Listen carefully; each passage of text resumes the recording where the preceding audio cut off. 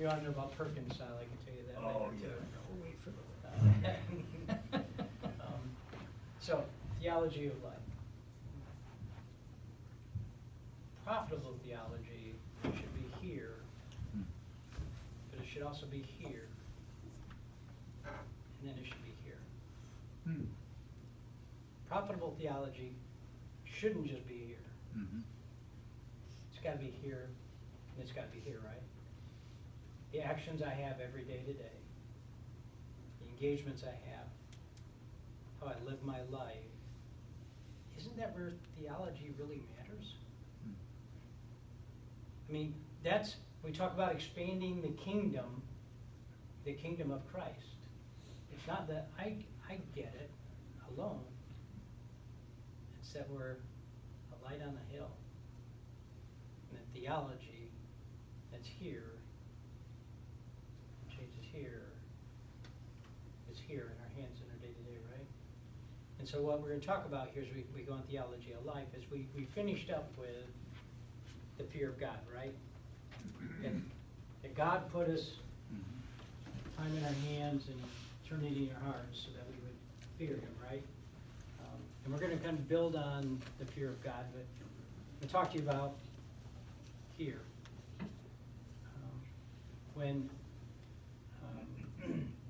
I finished up college and married my Robin, and we went to Greenville, South Carolina. I was the church we served in. Rob and I helped in the youth ministry, and candidly, I was really struggling in life. Struggled with the job. I hated having a boss. Kept changing jobs, and the associate pastor there took me under his wing and started to mentor me, working the youth ministry with him. And so we're doing devotions. We're building on these devotions, and he started to work through what do these truths mean. And then he provided to me a way of looking at it in a very practical way in my day-to-day life. Candidly, it changed everything for me. I went, and to me, work has always been ministry. I was able to go get a job, got promoted in a job, got my dream job, even though, candidly, I never finished college. Let's be clear about this. I never got my degree. My Robin did. She was 2 years ahead of me, so she's clearly the smart one in the family. But in fact, I never told the company I was working for I didn't have a college degree, because I thought if they knew if I had it, they'd be like, "You can't have this job." But it was the fear of the Lord which guided me through these things. So I'm going to share those. I won't say it'll change everything for you, but I will share those truths that this pastor did. I'm going to walk you through in kind of the way that I learned it from this pastor as he mentored me, and I'll walk you through that process. And it's really about, for me, theology from here to here to here, and what does that look like?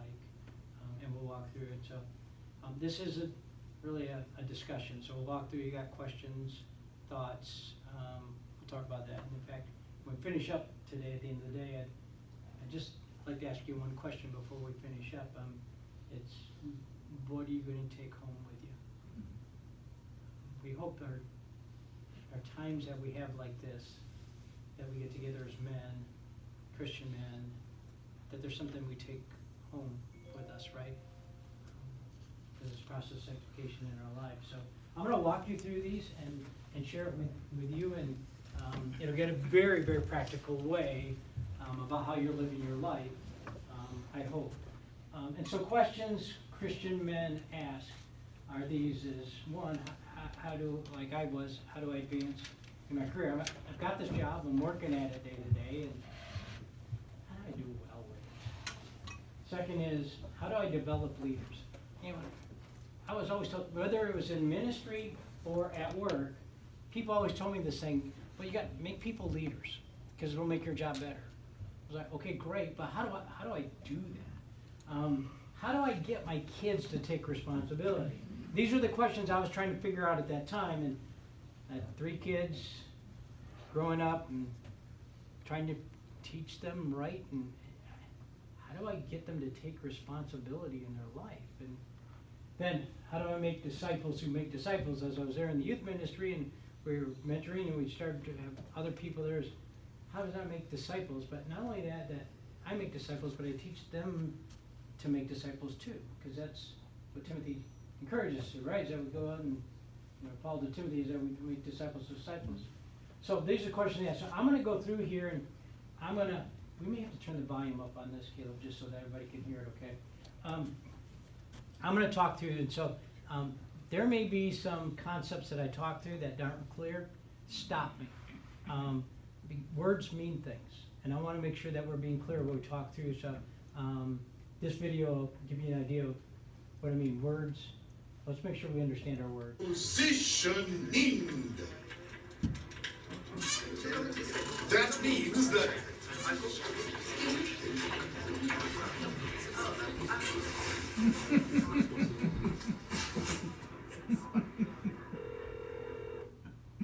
Okay, the video started right in the middle, so I'm going to see if I can take it back to the beginning. Easily erasable. I don't know if I can. Maybe that's it up there. Camden whiteboard markers. What this organization desperately needs is this the beginning? change. Caleb got it.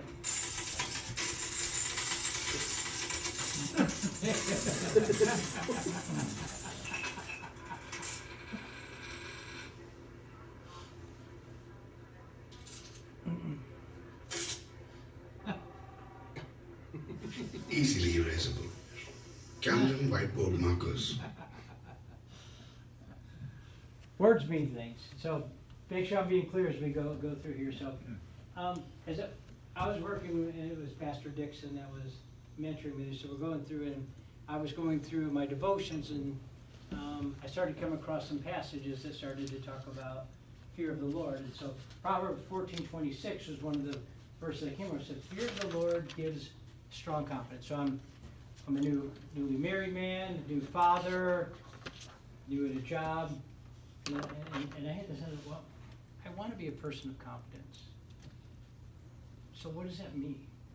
How is it that the fear of the Lord gives me confidence? And I was like, well, I want to be that. And so I started asking the question, what does fear of the Lord mean? Well, Proverbs 9:10, another verse I had in the devotions that I was going through, said this about fear of the Lord. The fear of the Lord is, and it said two things. The beginning of wisdom, 1, 2, and the knowledge of the Holy One is insight. So the fear of the Lord is two things. Beginning wisdom, I wanted to be a wise person. Second, knowledge of the Holy One is insight. So fear of the Lord is, 1, start to know God in a way that I know Him right now, what is presently important to Him. But the knowledge of the Holy One is insight, is to know God so well that I not only know now, but kind of what is it, the future plans? What is it from there? And I started to break this down into two things, that the fear of the Lord equal God's present concerns. Knowledge of the Holy is to know Him so well to anticipate His future concerns. So I have, when David and I were in college, we had a professor who said this, that God doesn't have any favorites, but He does have intimates. God doesn't have any favorites, but He has intimates. God doesn't go around and choose, I really like this person better or I like that person better. But there are certain people who choose to be close to God, to walk with God, as David did, in such a way that they have an intimate relationship with Him. And that's on us. God doesn't have favorites, but He has intimates. And I started to understand the fear of the Lord, this whole idea of, I get to know God. I get to live my life today, but do I know Him well enough that I anticipate not only today, but what His future concerns are? That those principles of that He has not only guide me today, but in the future for where I'm at. And so I started to walk through this, and it said, Proverbs 8:13 said, the fear of the Lord is the hatred of evil. So fear of the Lord is knowing God so well, I'm being concerned about Him, and his concerns. But then also then, I know God so well, I hate his hates. And I broke this down into a very practical statement as I started to work through this. Fear of the Lord is to be concerned about his concerns and hate his hates. Now this is a very practical application of this principle of the fear of the Lord. Again, it said doctrine should be here, and then here. How does it get here? What does fear of the Lord look like? It's to be concerned about his concerns and hate his hates.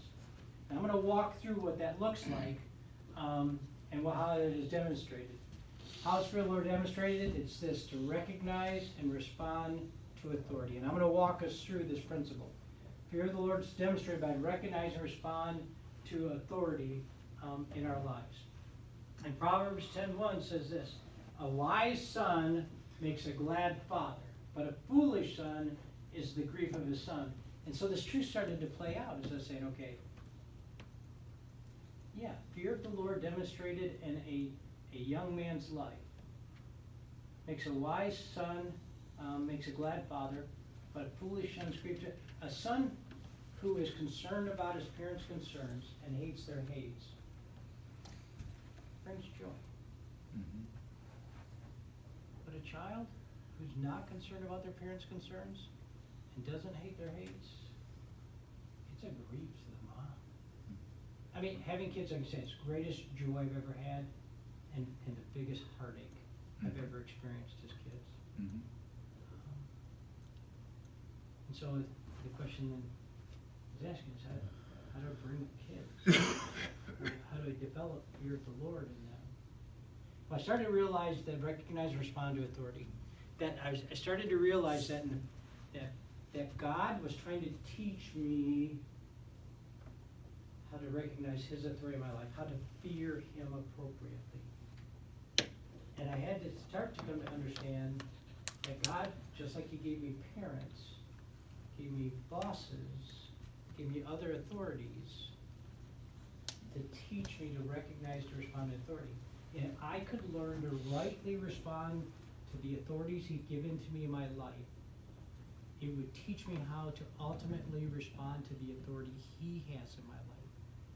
I started to understand that every authority that God gave me was a gift to me to teach me how to relate to him as the ultimate authority in my life. Mm-hmm. And so these struggles I had with having bosses, I started to realize, no, they're not there to be mean to me. They're not there just to make my life terrible. They're not there just to, with the goal of it. They're there because God put them there to teach me something. And that specifically was how to respond to him. And if I could learn to respond to the authorities that God gave me in my life, I could ultimately learn to respond appropriately to him as the ultimate authority in my life. Amen. Yeah. And so that's the truths that started to build here. So what was God teaching me to do was to recognize and to respond to authority. And then I asked the question, okay, not just me, then how do I go develop wisdom in others? So the answer is teach them to recognize and respond to authority. It sounds great. I want to walk you through. So I'm at this stage, and we'll handle this on a few minutes here. I'll walk through this first. I'm at this stage, and Pastor Dixon, in trying to mentor me, gives me a book to read. And the book's called Managing Management Time by William Ockham. It was a leadership book. I'm like, why are you giving me a leadership book? I'm trying to figure out fear of the Lord in my life. But he had me read it. It's written by a physicist. It's not written by a person who has, you would think as a normal person writes leadership. It's written by a physicist. In that book, he lists out what's called the levels of initiative and freedom. He puts 5 levels of initiative and freedom in there. Those start to become a basis of conversation of how does fear of the Lord go from here to here to here in my daily life? What does that look like to act out fear of the Lord in my life? To recognize and respond to authority. Now, William Ockham was a Christian. He started to have a foundation of understanding what that looked like. We added 2 to this. What I'll share with you, this practical way of looking at how do you develop leaders, how do you raise your kids? That practical way I'm going to walk you through that and share that with you. So first point out of this is that whether it's somebody that would be on a team at work or your children, what they want is freedom to go live their life. They want freedom to go do good as they see it, which is great. We want kids to go get freedom appropriately, right? We want to have freedom in our lives appropriately. Namely, I don't want a boss who's micromanaging me all the time. I don't want a boss who thinks I have to tell me everything to do every step of the way. I want to be able to go do my job with freedom. Well, the answer to that was, how do you get that freedom, is to take initiative.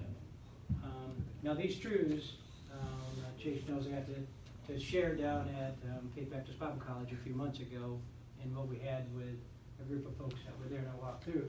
I'm going to walk you through those same things we had here. So I get freedom by taking initiative. There is what we call level 1, wait till told. And I'm going to walk this through, you're going to see this with your kids in a little bit, okay? There's level 1, which is wait till told. There's people who, when you walk up to them, let's say it's at your work, and you walk up to them and you say, hey, you need to go do this activity. And they say, yes, sir. And they go do it. And then you come around later and they're standing there and you say, hey, you need to go do this. And they say, yes, sir, and they go do that. And you come back around a little later and they're there and you say, hey, this is something we got that's on the list. Can you go do that? And they say, yes, sir. And they do what they're told to do. And we feel good about those people because they do what they're told to do without pushing back, having any rebellion. They go do this.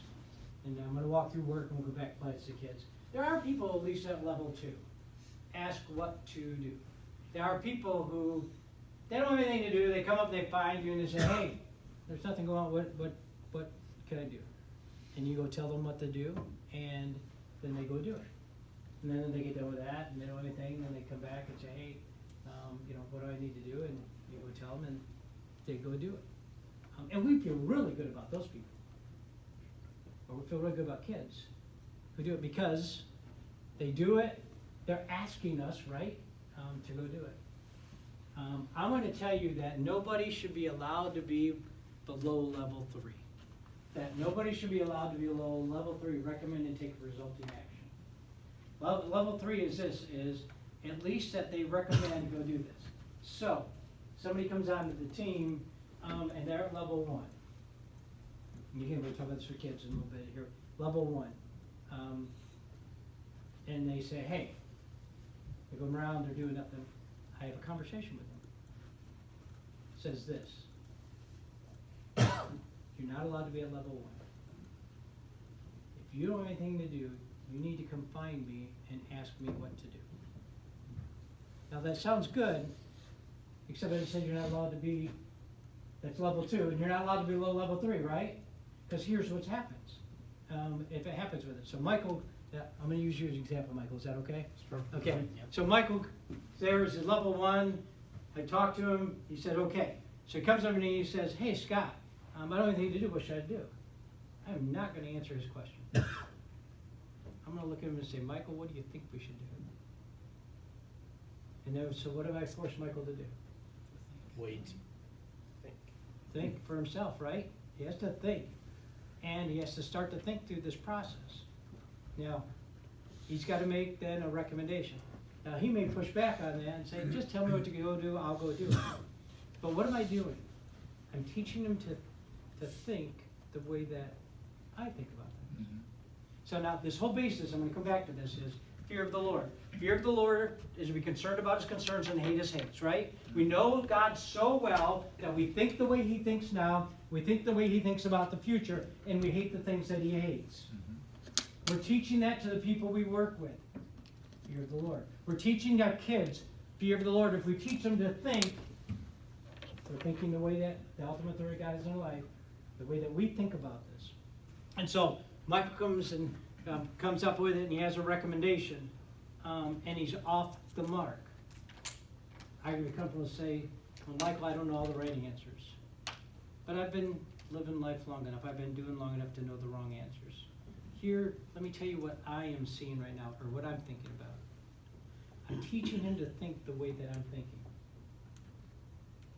About work, about life, whatever it is, right? I'm teaching him to think the way that I think. And I'm making him think for himself. Now this takes more work. It's easier if you have people at work, just tell them go do it. And it's easier if you got kids, just tell them go do it, right? But that's not our goal. Our goal is not just to get it done. Our goal is to disciple them, to make leaders of them, to teach fear of the Lord to them in their lives, right? Amen. And so again, this was the practical way for me to understand. I go do this as we walk through it.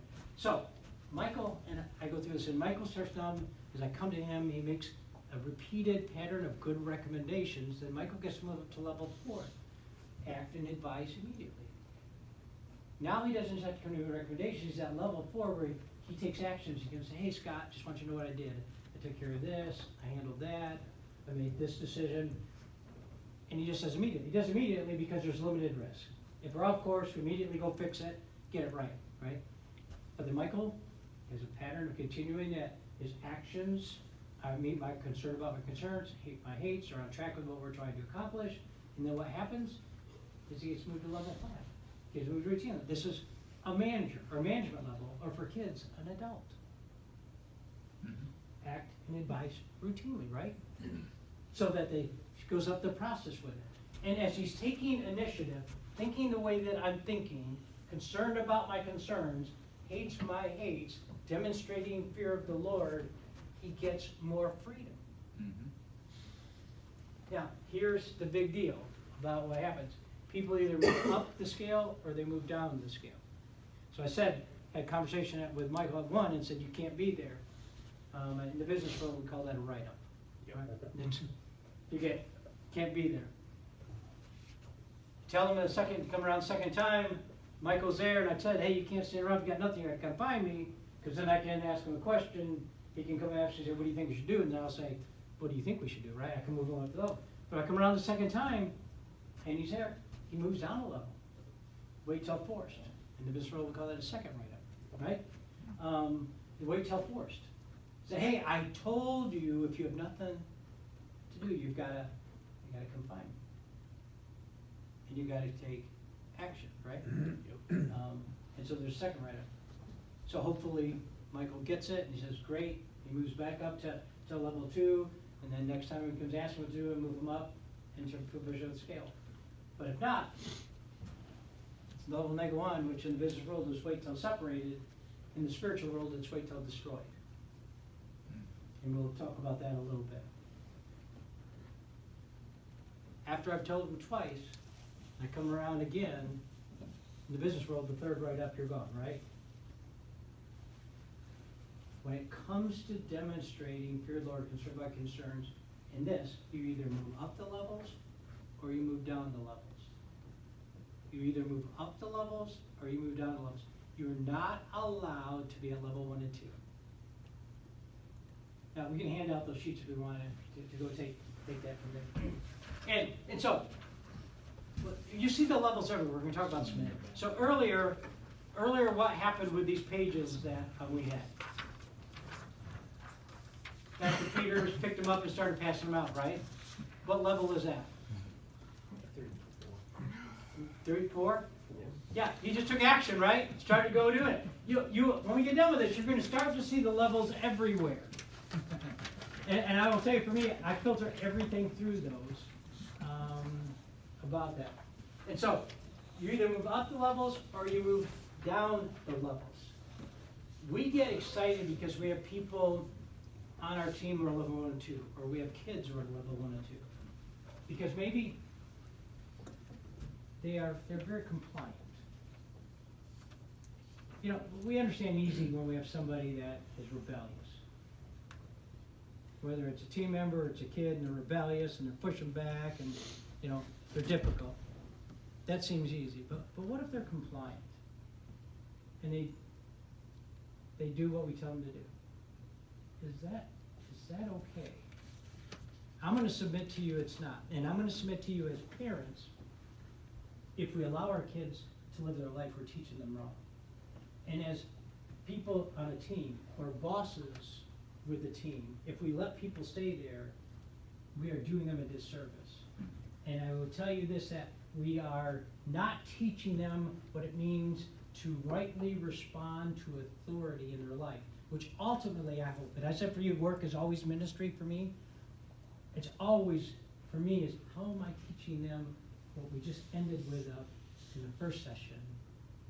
The goal of God giving us time in our hands is to fear the Lord, right? That's what we want to do. And so how do we practically get to do that? And for me, I have taught these levels to every team I've ever had. I've worked for 2 large Fortune 100 companies.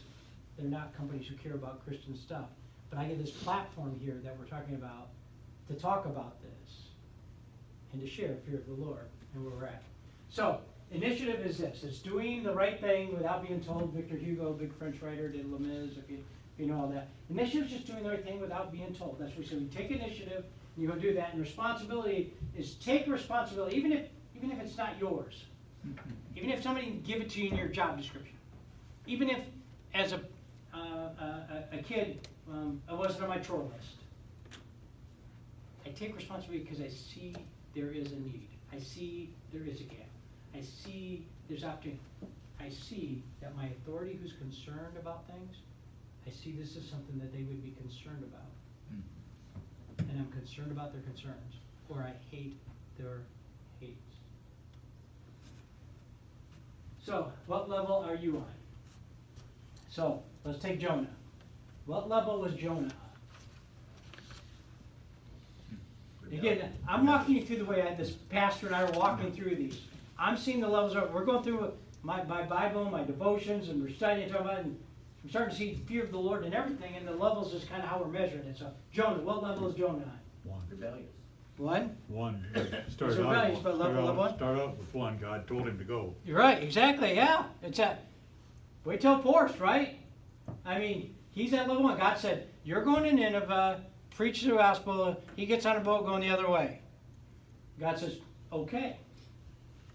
Causes a storm, throws him over, big fish follows him, barfs him out on the shore. Gotta go. Wait till force. He's at level 1, right?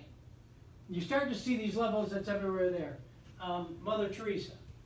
Take Mother Teresa, who saw that there were all these orphan kids in India didn't have any parents. Now, we talk about responsibilities. I take responsibility for something that's, don't we put in my job description, right? She said, hey, these are kids. We need a place. She built up thousands of orphanages for kids in these third world countries because she took responsibility. She took initiative and took responsibility. What level would Mother Teresa be at? 4 or 5. Yeah, 4 or 5.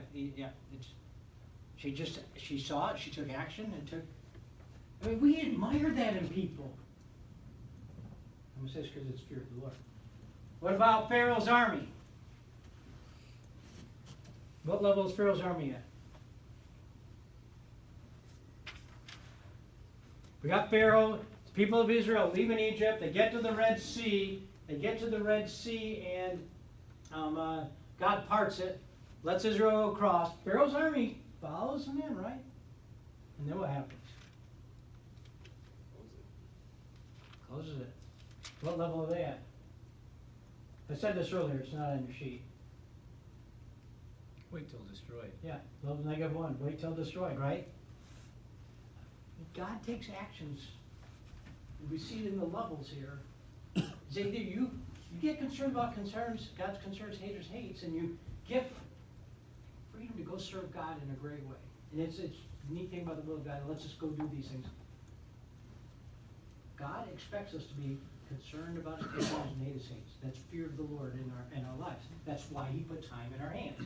So I'm going to show you a picture. I said this is 1 and 2. When we have kids who are at 1 and 2, we feel good because they're not rebellious. Mm-hmm. Or we have team members at 1 and 2. They do this stuff, and we feel good about it. And I've had managers on a team who They're fighting for these people, but I'm gonna show you a video, because I want you to see how crazy levels 1 and 2 look in life. I just want you to see how crazy 1 and 2 look. People who live their life in 1 and 2, how crazy it really looks.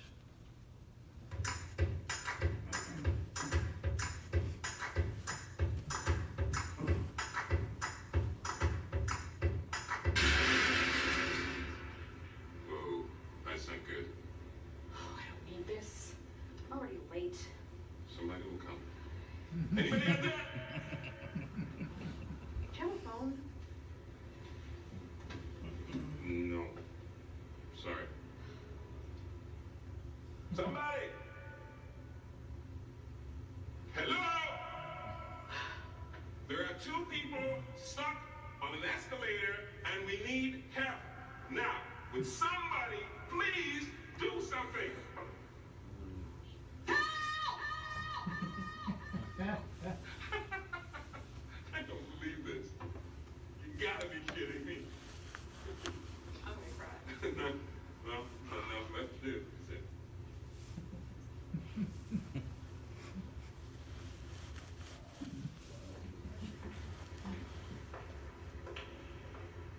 Hello?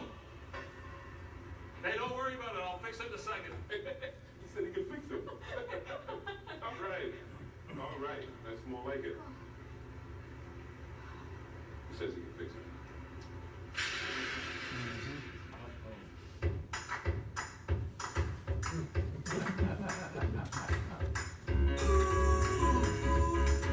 Level 1, doesn't level 1 look crazy in life?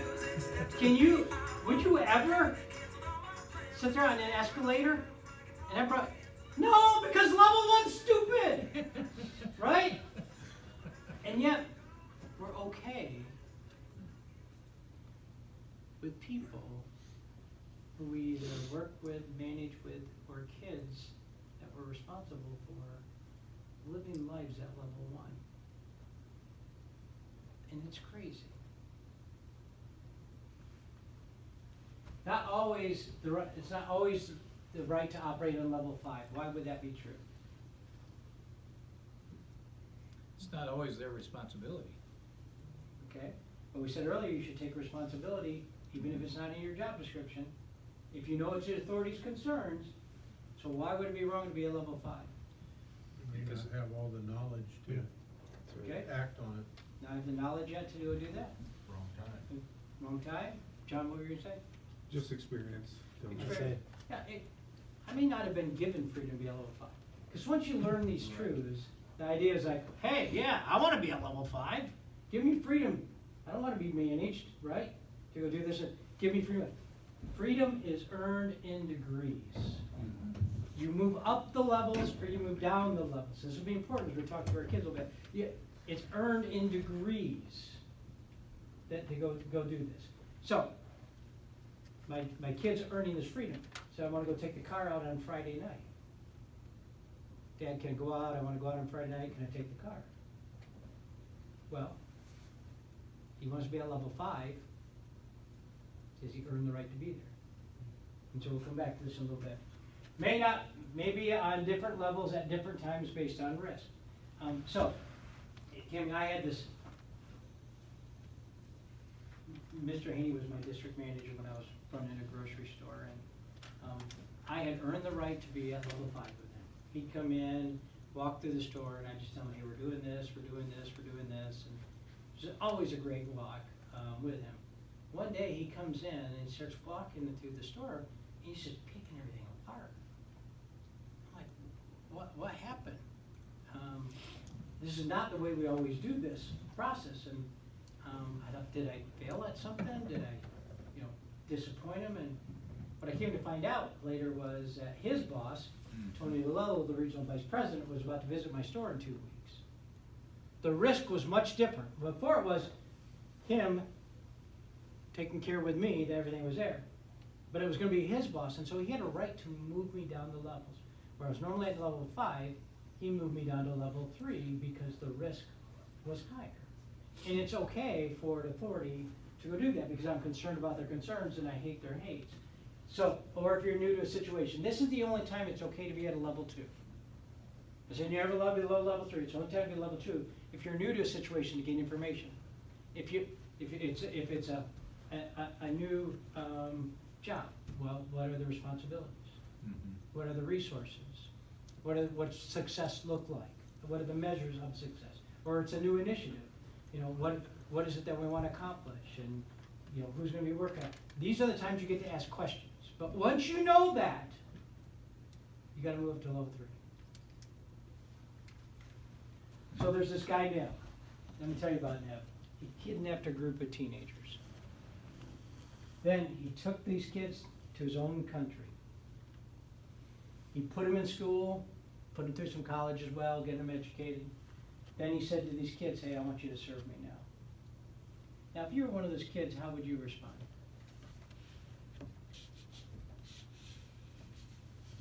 Exactly. I'd be like, who do you think you are? You kidnap me, take me out of my home to some foreign place, and just think because you give me some school, I'm going to serve you? No. How did Daniel respond? Because we're talking about Nebuchadnezzar here. Took Daniel and his friends out of their country, right? Put them there, said, serve me. Well, let's start with the beginning of it. Daniel and his friends were asked to eat the king's meat. Right? What was their response when they said, hey, we want you to eat the king's meat?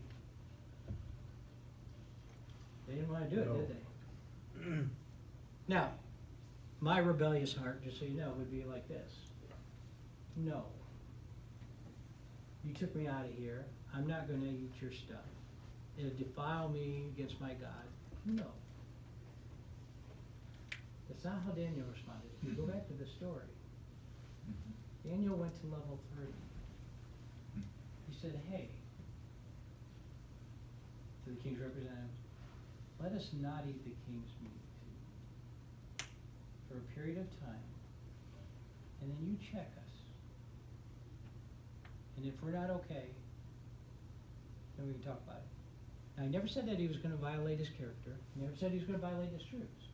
But what he did do is get concerned about his authorities' concerns and hate their hates. He demonstrated fear of the Lord. He went to level 3. He made a recommendation. Don't let us eat our own meat, and then you check us.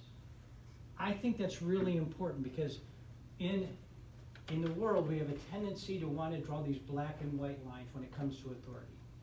And I think in Christianity, when I was a young Christian, I had all kinds of reasons why my boss was wrong and why I didn't have to follow their lead and submit to them. I think God, more importantly, was calling me to learn to respond to the authority of my life because it was teaching me how to respond to the authority He had. And my job was not to try to tell my authorities they were wrong, i.e. Daniel. My job was how to figure out how to be demonstrating fear of the Lord to them. To be concerned about their concerns and hate their hates. And I think we fight against authority in our lives in a way sometimes, looking for a divisive way, when God's not calling us to that. He's calling us to demonstrate fear of the Lord. And so if you have an authority and you don't agree with it, my challenge, I think, and the challenge out of Scripture is, how can you be concerned about their concerns and hate their hates? How can you find a way to demonstrate fear of the Lord to them? How can we be the light that other people aren't? This was a big change for me, and a big struggle, and a big learning. So Daniel responded. He got concerned about his authorities' concerns and hated their hates. So Job, his brothers hated him. What did they do to him? They beat him. Great brothers, right? I have one. Sold him into slavery. Sent him to another country. In an area to go serve a businessman. Now, if that was you, how would you respond to this businessman? I'd be like, I'm not supposed to be here, right? Why should I work for you, help you be successful? Well, who are we talking about here? Joseph. Joseph, right? What did Joseph do? Potiphar's house, what did he do?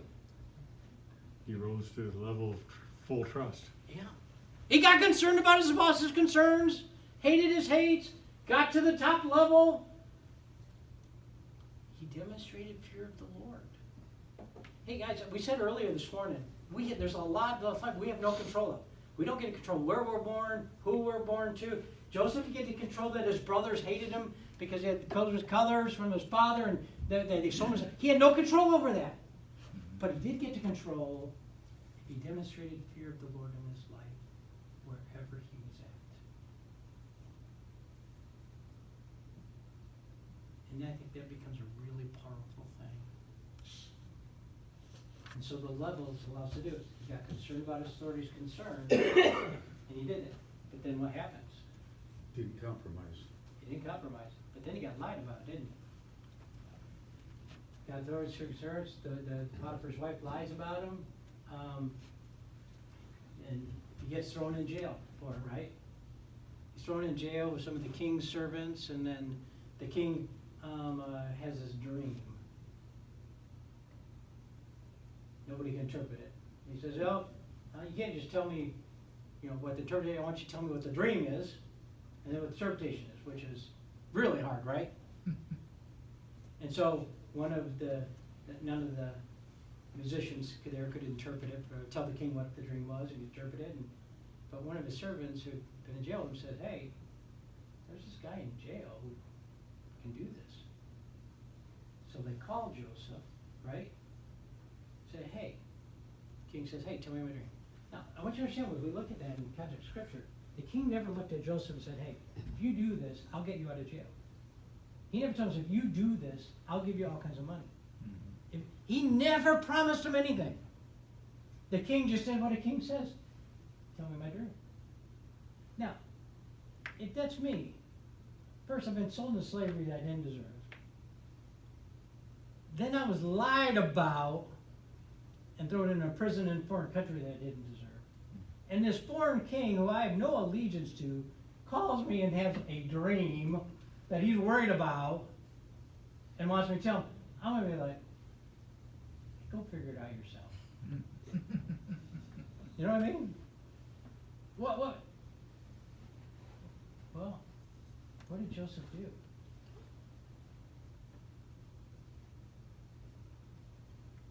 He told him his dream. He got concerned about his concerns and hated his hates. I would submit to you there's a really powerful thing that happens when we as believers live out fear of the Lord in our life. That people who aren't even believers can't connect the dots, but then it makes sense. And we get to show them a grace that they don't understand, but it impacts them. And the fear of the Lord becomes a very powerful thing.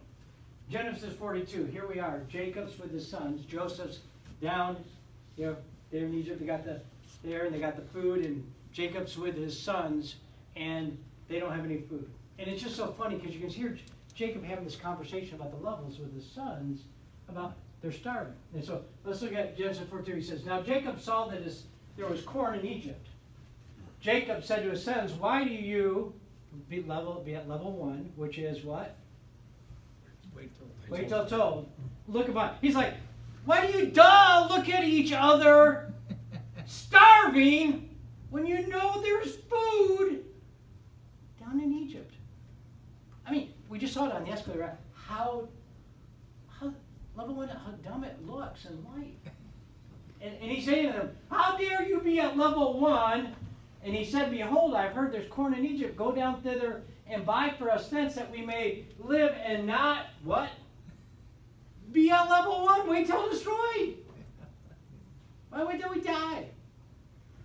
As you start to go through the levels, you start to see them in every area of life.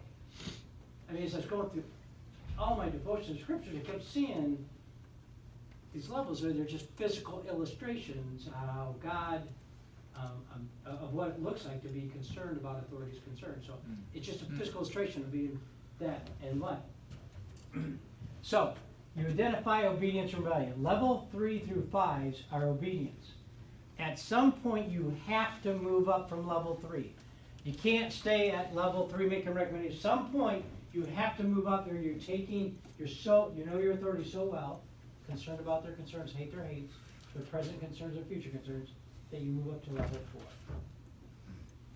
Level 2 and 1 is passive rebellion. That's why I said we get great with if people are on level 1 and 2. We feel good if our kids are at level 1 and 2. I'm going to give you the caution that if you let your kids be at level 1 and 2, it ain't the outward rebellion, but it's passive rebellion. And it's a dangerous thing to let our kids dwell in rebellion. Level 1 says, I'm just waiting for someone to tell me what to do. It's passive rebellion. If they know what to do, and they don't do it, it's passive rebellion. The same is true of us.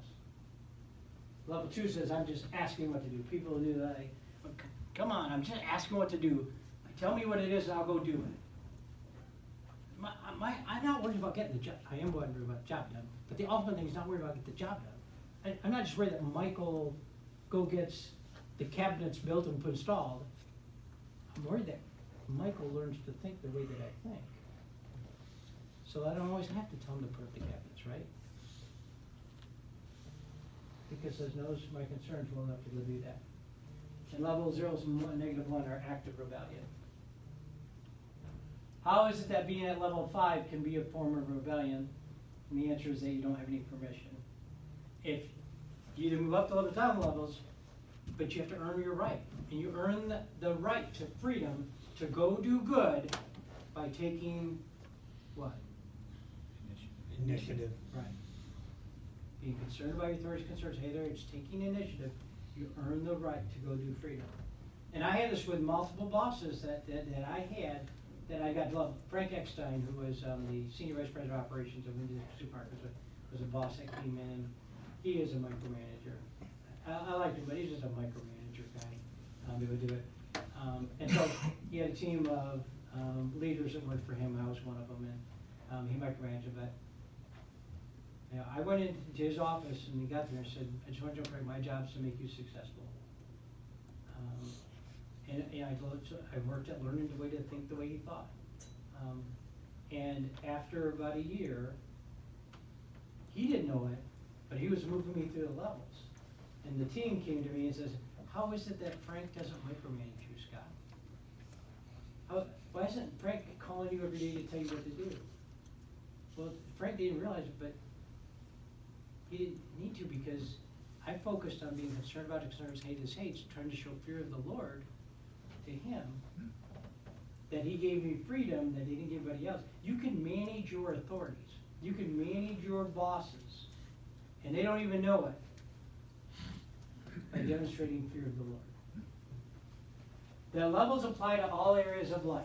Your boss, your team, your kids, your pastor, your government. All areas of life. Fear of the Lord impacts all of those areas we go through our lives. So let me talk about it with our kids, okay?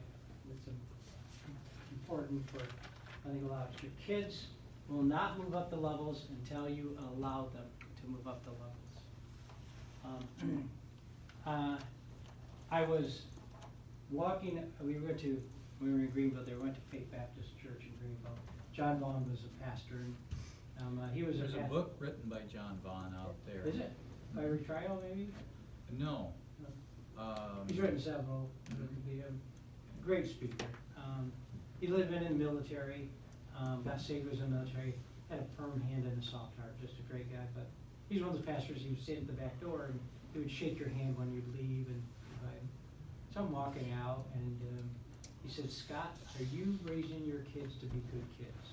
I'm like, yeah, they do now. And I kind of stumbled around like, well, I think I am. He goes, no, you're not.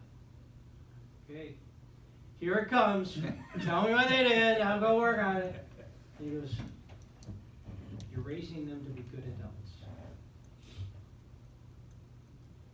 He was trying to teach me. My job as a parent was never to teach them how to be great kids. My job was to teach them to be how good adults. I mean, they're only with me for 18 years. If I teach them how to be good kids, what happens when they go out on their own? The question is, can they be good adults? That's my job, is to prepare them for life, to go get them there. And then I was like, okay, I get it. My job is not to leave them at level 1 and 2. By the time they get 18, I've got to have them at level 5. Where that they understand the world they're going to go live in, that there are authorities, and to be concerned about the authorities in 8th grade, and what does that look like? I got to teach them to take initiative and responsibility so they can have freedom to leave the home, get out of the roost, to have their own place, and then to know they're going to be okay. I mean, the question really, how do I know when my kids leave that they're going to be okay? If I teach them a fear of the Lord, take initial responsibility, got a good start. So we have to let our kids move up. What happens if I don't give my kids a wide enough berth, freedom that's right? What if they're moving up the levels, but I don't give them the space? And I had this for my oldest son, Blake. He'd been, and I wrote to my kids, I've taught them these levels. In fact, I got a copy of a book here my son wrote about me. There's a whole chapter on the levels of initiative and freedom in there, where they'll know we go through this. And, but he had been doing his responsibilities. He'd been doing his chores he was supposed to be doing. But I wasn't giving him any more freedom.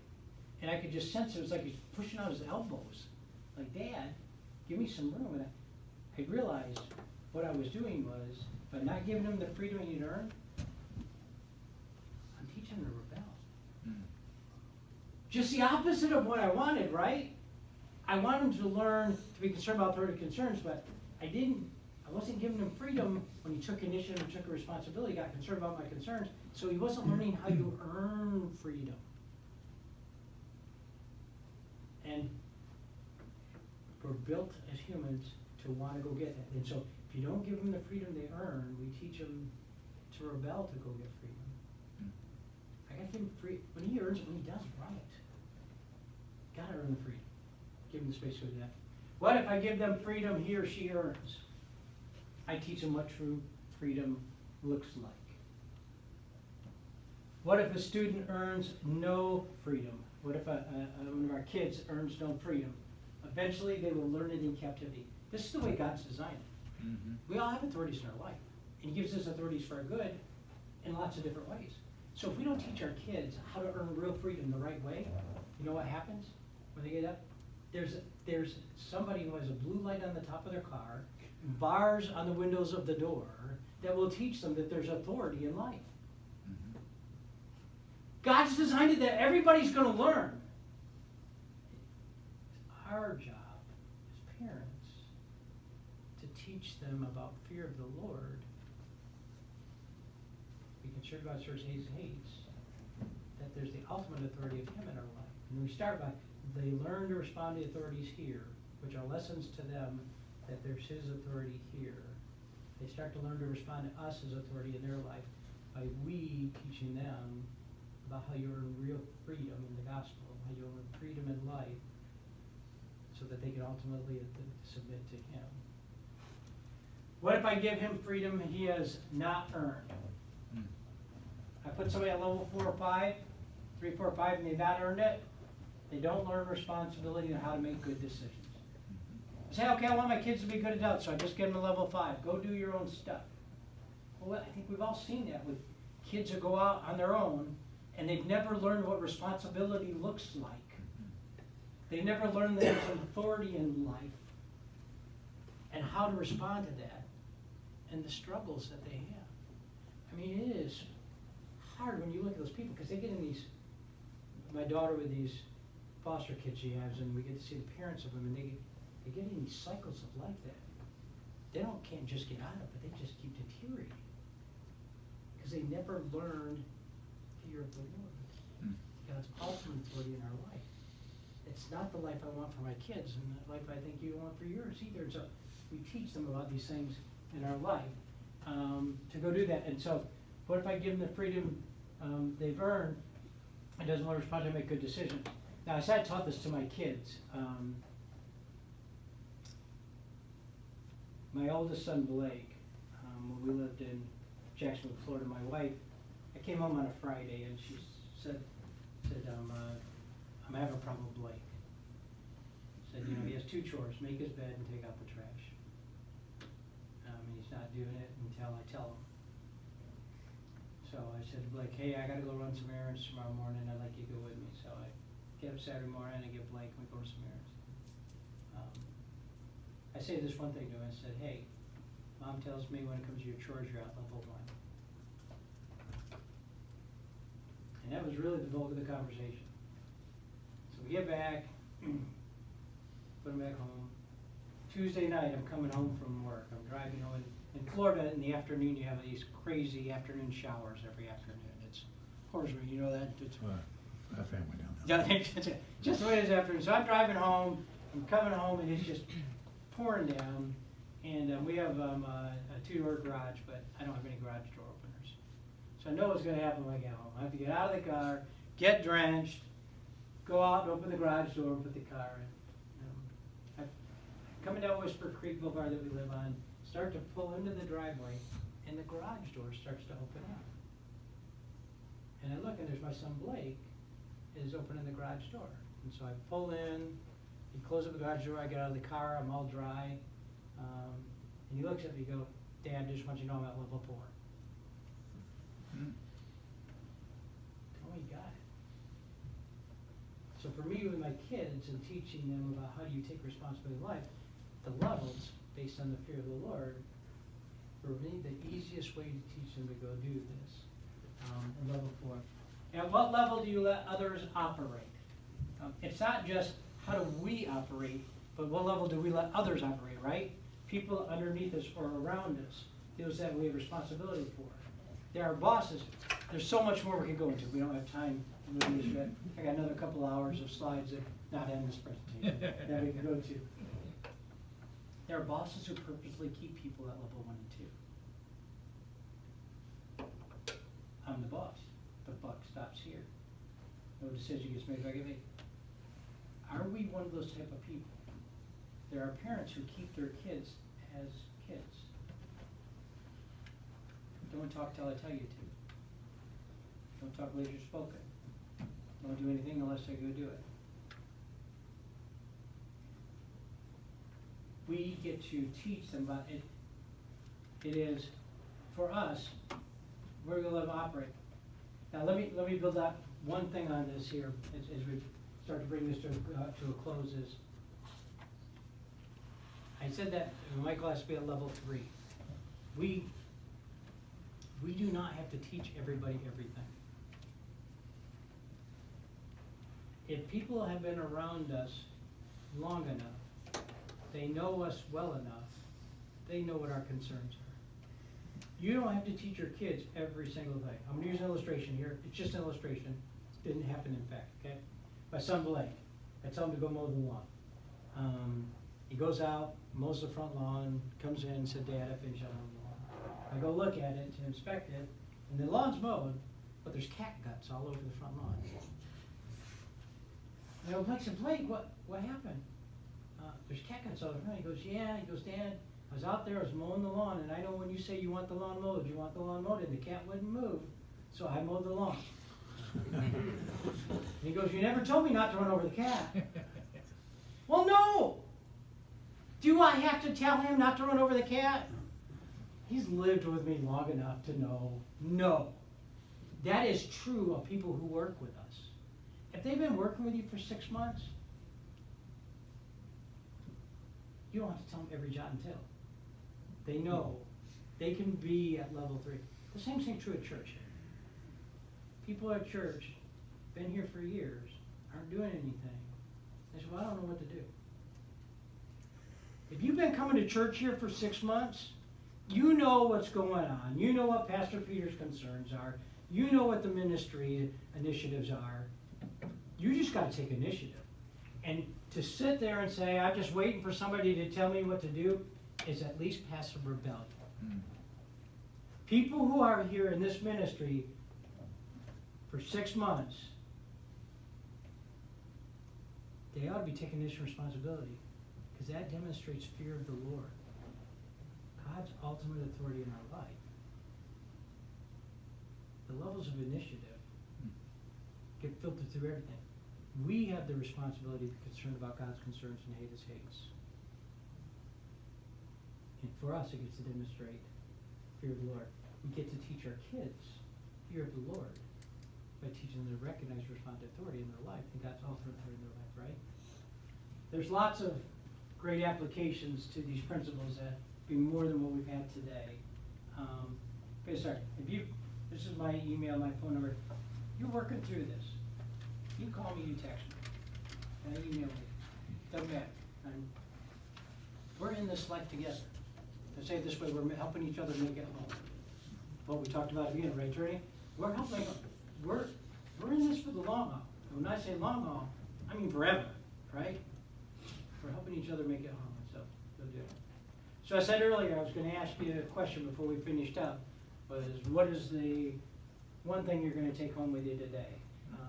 So could a few of you share what's the one thing you're going to take home today, based on the conversations that we had today, and then we'll finish up and I'll turn over to Pastor Peters, okay? What's the one thing you're taking home? Fear of the Lord. Tom, fear of the Lord? It's what brings it to us. What's that? Your levels. The levels up? I was gonna say the levels too. But it's the best way to make these part of you is just go teach it to somebody. It can be one person, walk them through it, or maybe a couple of people. You don't have to know everything about it. If you want to make it concrete in what you're doing every day, just go teach it to somebody. I'll tell you what happened to me is that when I had a schedule, and I would sit down with my broader team, and my team is anybody who is full-time, I just bring them in. We'd walk through the schedule of people, and I'd have them tell me what level is this person on. And we just agree. I knew a couple things, what level they were on, what I had to go do, right? People either move up levels or down the levels. Here's the thing is if you got a team, and you let levels 1 and 2 stay on your team, the 3 and 4s will go work somewhere else. Because they can. The people who take initiative, the 3, 4s, and 5s, they can go work anywhere they want. And if you're going to make them pick up the load for the 1s and 2s because they wait till told or asked what to do, they'll go somewhere else.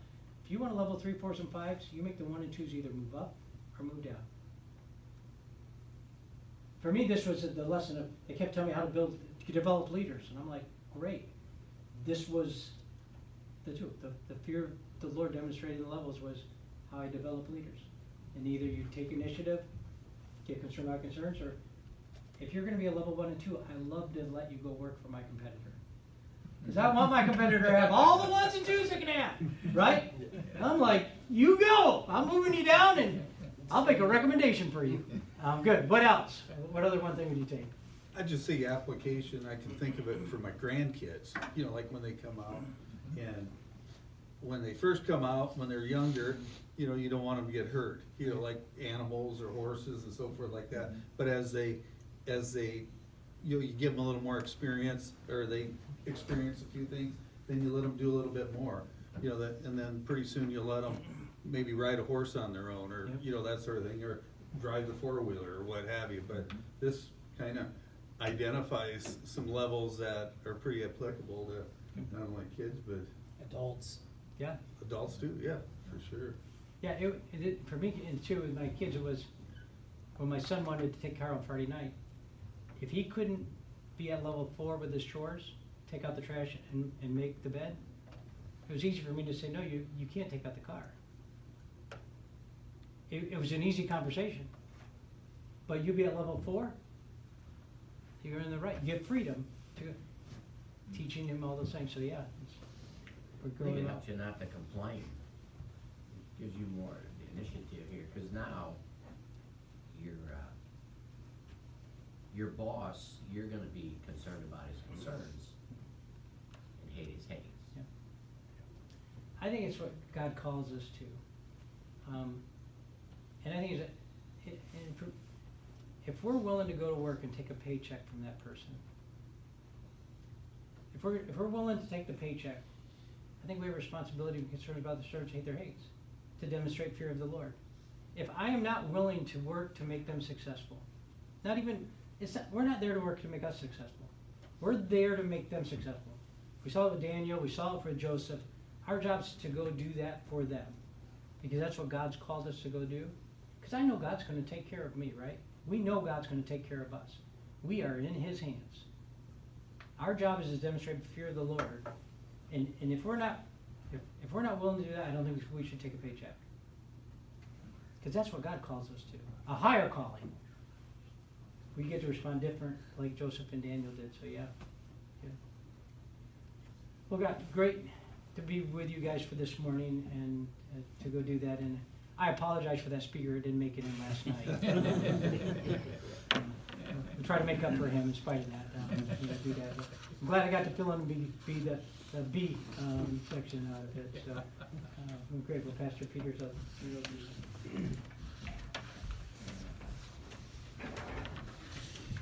If I am called to be concerned with God's concerns and hate what He hates, I need to know God in order to know what those things are.